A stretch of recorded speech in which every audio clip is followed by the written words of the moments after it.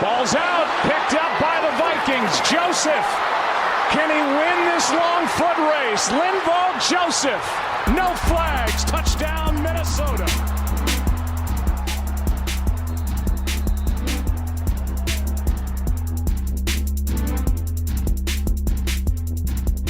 Hello, let's go. It's your man Flip Mozzie, and thank you for spending 15 minutes with me today back in the saddle. We're here heading into championship weekend. The Chiefs host the Patriots and the Saints host the Rams, while our Vikings have been home for 3 weeks. Right now, the biggest thing going on in Eagan, Minnesota is a mild coaching search looking for that offensive line coach, wide receivers coach, and special teams coordinator. There is a ton of hope surrounding the hires that Minnesota has made. We're placing our bets on the young combo of Kevin Stefanski and Clint Kubiak. K-Step has his interim tag removed. He's our offensive coordinator, even though it took a bit too long. Last contract expired. He was interviewing in Cleveland. That all blows over. The Browns hire Freddie Kitchens as their head coach. Stefanski returns to Minnie. Does the fact that K-Step is already getting head coaching interest give us some pause? We've been through 4 offensive coordinators in the last 5 years. Personally, I'm not too concerned. For various reasons, we have time to discuss that though. More important is the staff joining Kevin. He reunites with Clint Kubiak, who makes his return to Minnie as well. Our new quarterback coach worked with Stefanski in 2013 and 2014. So our offensive coordinator is 36, our quarterback's coach is 31, and overseeing both of them is the 57-year-old, 23-year veteran, Clint's dad, Gary, a new assistant head coach and offensive advisor. I love this hire. Kubiak's experience on the offensive side of the ball gives Minnesota the expertise that has been sorely needed since Norv Turner departed. His scheme is defined by the zone run, which Dalvin Cook excels at, and the play-action pass, that's Kirk Cousins' specialty. Gary Kubiak's track record is littered with positive results. 4 Super Bowl wins and a history of offensive success with average quarterbacks. Top 10 scoring offenses with John Elway, Brian Griese, Jake Plummer, Matt Schaub, and Joe Flacco. Impressive. And don't forget the impact at running back either, with Terrell Davis, Clinton Portis, and Mike Anderson feasting in Denver. This is a fit. There is clear thinking here. Give the young guru all the support he needs to fix the offense. Give Zimmer an advisor with the offensive strengths he lacks and head coaching experience. Another voice in the room. The hires can be viewed poorly, as Stefanski and even Zimmer are at risk. I believe both those guys will benefit greatly from these hires. Even with Gary Kubiak, the conversation centers around Stefanski. His scheme will be the biggest question of 2019. The Kubiaks will be tasked with getting better performance out of the run game and Kirk Cousins. So we start the 2019 season in encouraging fashion. George Edwards, our defensive coordinator, interviewed in Tampa Bay this month, but he's returning.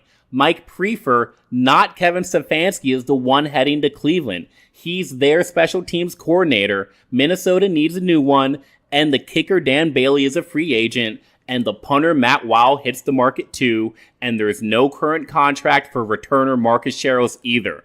Massive change on the Vikings special teams unit.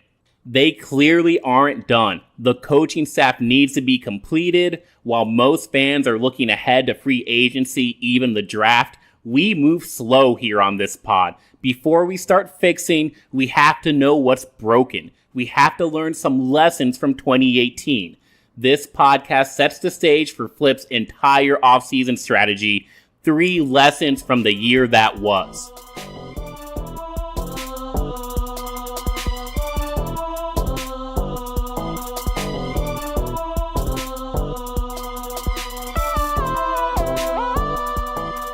Every season, I break down snap counts, success rate numbers, scoring by quarter, and some other easily accessible stats.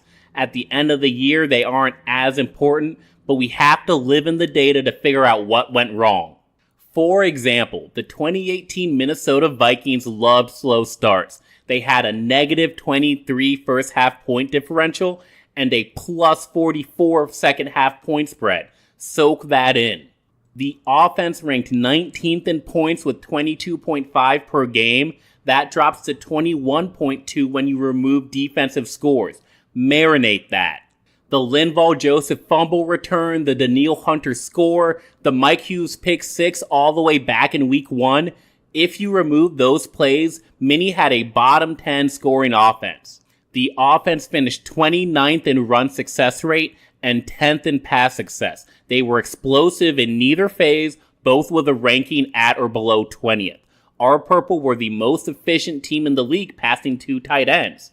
For many reasons, Stephon Diggs and Adam Thielen couldn't carry the Vikings offense despite that hot start.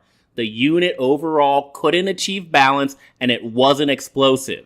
The good news is that our Vikes pass offense is efficient enough to compete. It's definitely a tick below the 4 playoff teams this weekend, but the success rate numbers hold up. The key is explosiveness.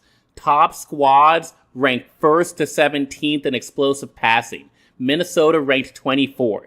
Kansas City, New Orleans, and the Los Angeles Rams are the 3 most dynamic offenses in the league. They generate success through big plays. Our Purple came nowhere close to doing that.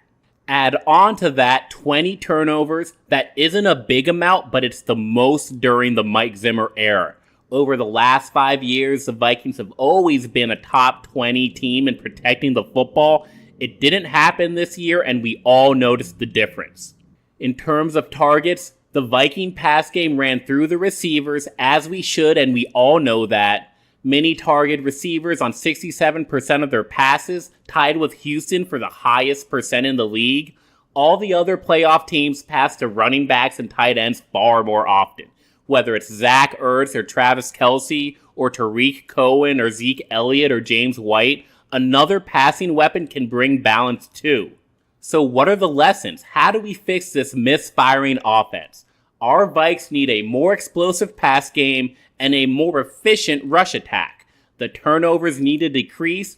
Finally, most importantly, let's all realize it's possible to make these changes in 1 year.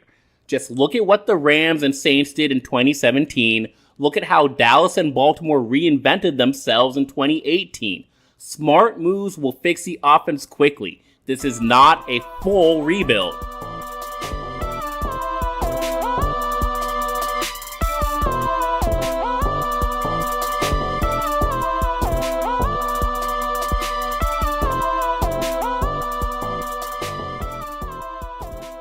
As we touched on before, the Purple offense generated 21.2 points per game after you remove defensive scores.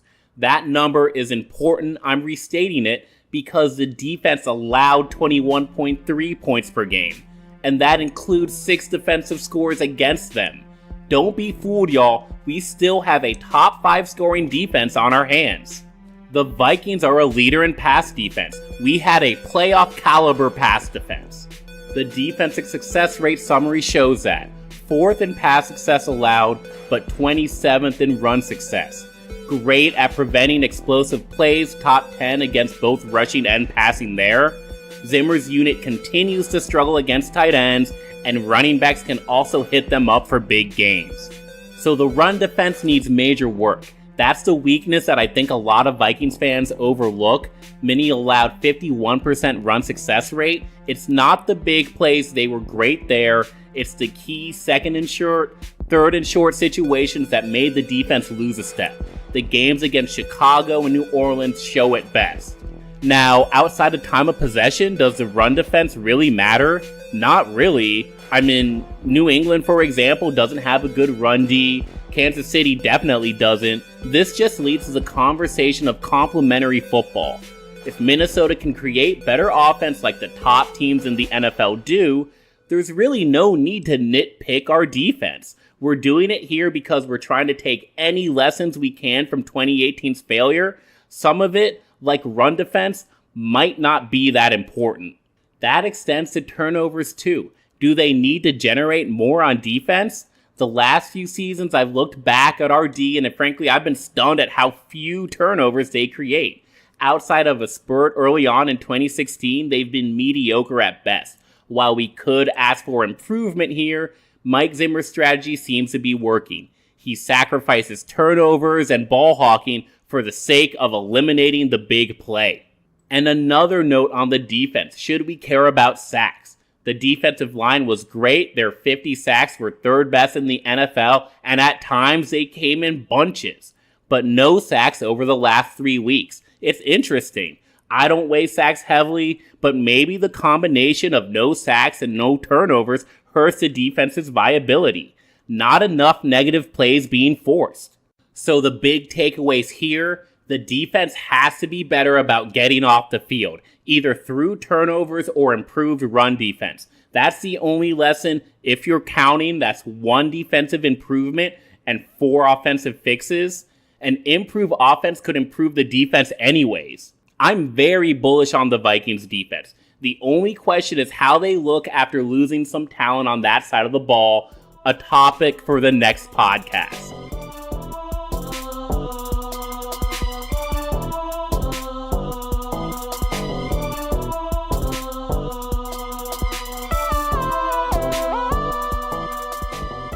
Here's another lesson. Watch the playoffs. Big-time opponents and primetime games gave our Vikes trouble all year. 1-6 against playoff teams this season, 2-6 in games that didn't start at noon central. These playoff games can be critical areas of learning. Think about this. After going 1-6 in 2018, Minnesota has 7 games against playoff opponents in 2019. 5 of those games will be on the road, where they went 3-4-1 overall in 2018. The current playoffs matter not just to determine the 2018 champion. Minnie needs to beat these tournament teams in 8 months. So what do these playoff teams do well? First, they streak. We find pretty easily most of these teams had late season surges. The 8 wildcard teams, for example, went 25-7 in the last quarter of the season. These same teams went 500 in the first quarter of the year. Now you hear the cliche all the time, December football is more important than September football. It's not about how you start, it's how you finish.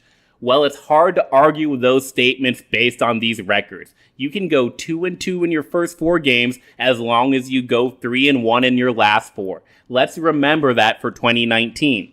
Looking at our Vikes, they started 1-2-1 and ended 2-2. If we're gonna have regrets, they should probably be about the losses to Seattle and Chicago late in the year, not the losses to Buffalo or the Rams, or even the tie to Green Bay. You see, in September, of course, you're trying to win games, but the necessity, the pressure isn't there. A team that doesn't respond to pressure well when everyone knows what's on the line can't win in December. And a team that can't win in December can't make the playoffs. Now, why did I share a stat on the wildcard teams only here, not the main 4, the best 4 teams left? Because that's the first step. Make the tournament. Of course, the best teams in the NFL streak too. Kansas City won 5 in a row. LA won 10 in a row. Many didn't streak like these teams streaked. 10 out of the 12 playoff teams had at least a 4-game winning streak in 2018. In these terms, for many, the games against New Orleans and Chicago were huge for our purple. They win those games and boom, you have a string of wins needed to make the January tournament. That's another lesson. Win streaks aren't nice, they're mandatory. Super Bowls require 3-game win streaks at minimum. We can't expect a trophy for a team that can barely win 3 regular season contests in a row.